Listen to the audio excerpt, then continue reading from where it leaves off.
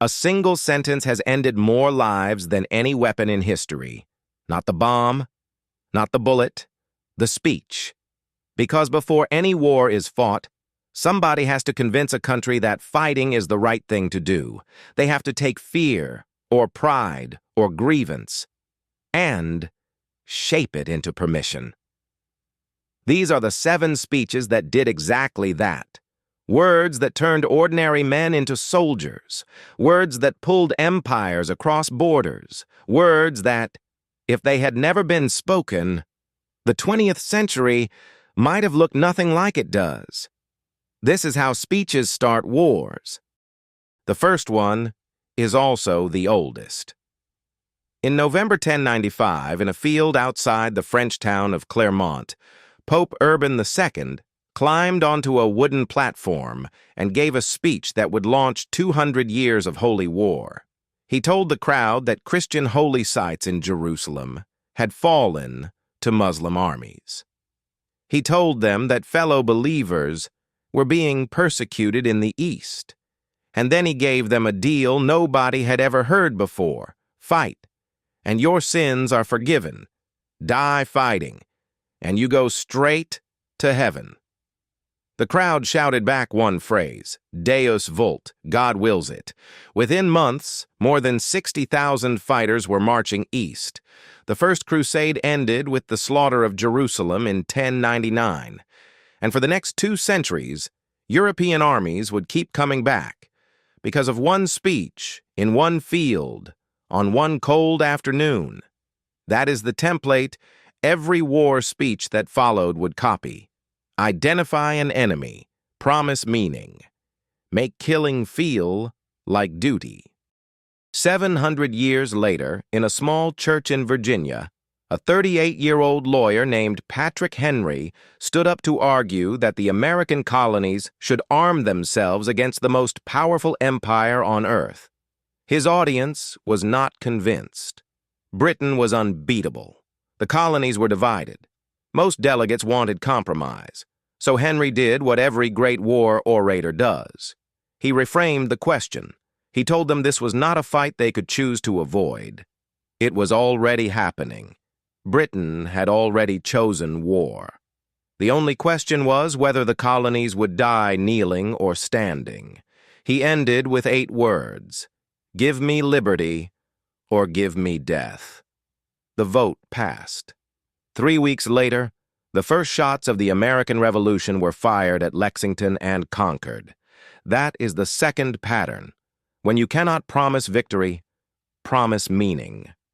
Make surrender look worse than dying. By 1861, the United States was already breaking apart. 7 southern states had seceded. Federal forts had been seized. Lincoln took the oath of office in a city ringed with soldiers. His first inaugural address tried to stop a war that was already starting. He told the South he would not invade. He told them slavery in their states was safe under the Constitution. He pleaded for patience. But buried in the speech were 2 lines the South heard differently. He said the Union was perpetual. No state could leave. And he said federal property would be held, occupied, and possessed. 6 weeks later, Confederate guns fired on Fort Sumter. The Civil War had begun. Lincoln's speech is the example of the opposite trap. Sometimes a speech does not start a war by inflaming people. It starts one by drawing a line that the other side cannot retreat from. Once the line is public, neither side can back down without losing face. Words become walls. A year later in Berlin, the Prussian Prime Minister Otto von Bismarck stood in front of a hostile parliament and gave one of the coldest speeches in political history. The German states were fragmented. Liberals wanted unification through votes and speeches. Bismarck told them, to their faces, that they were wrong.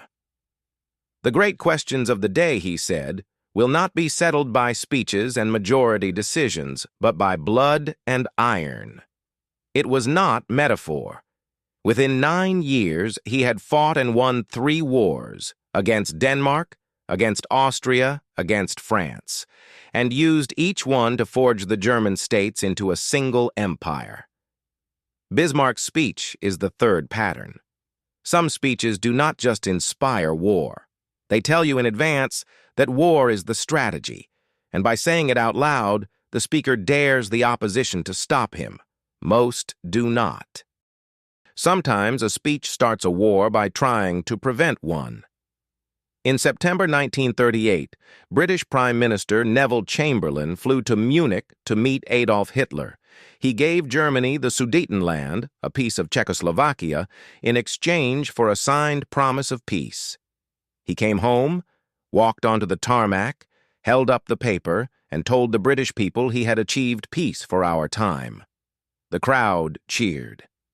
Inside Germany, Hitler watched Britain fold and concluded the West would never fight. 11 months later, German tanks rolled into Poland. The Second World War had begun. Chamberlain did not want war. He gave a speech of peace, but the speech told a watching dictator that the price of aggression was nothing.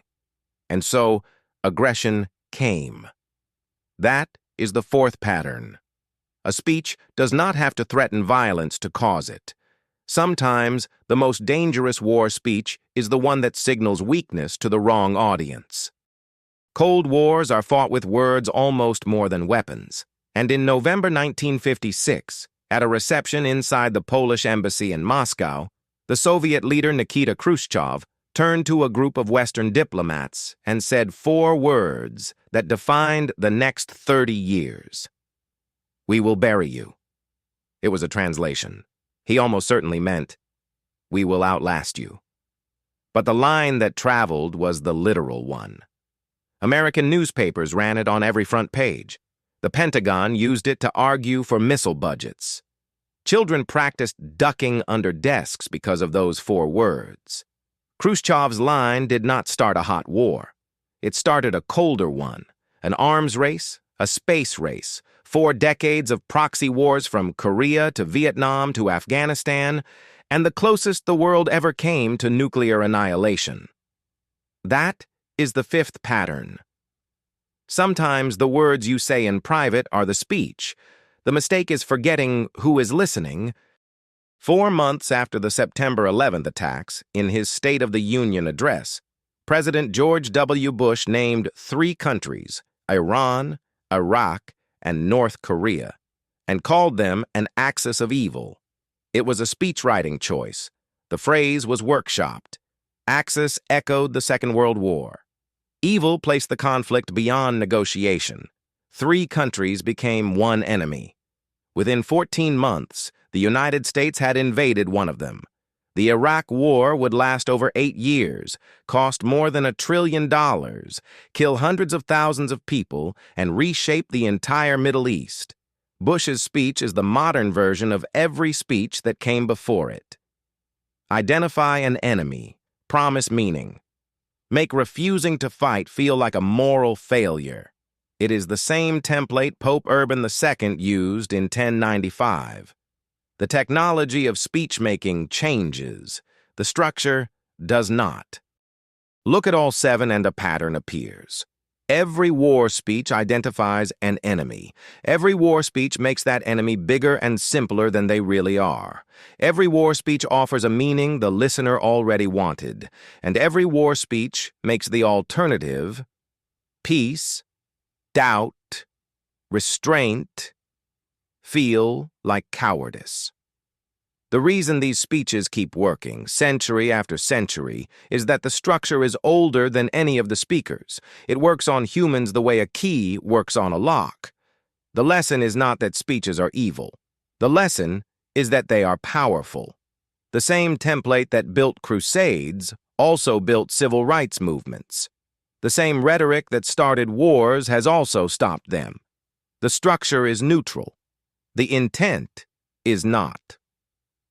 So, the next time you hear a leader name an enemy, promise meaning, and tell you that doing nothing would be a betrayal, listen carefully. You are hearing the oldest machine in politics, and it is still running. If this is the kind of history you actually want, power, persuasion, and the speeches that shaped the world, subscribe. The next episode breaks down the speeches that ended wars. The same template used in reverse. First page academy. Words that built empires.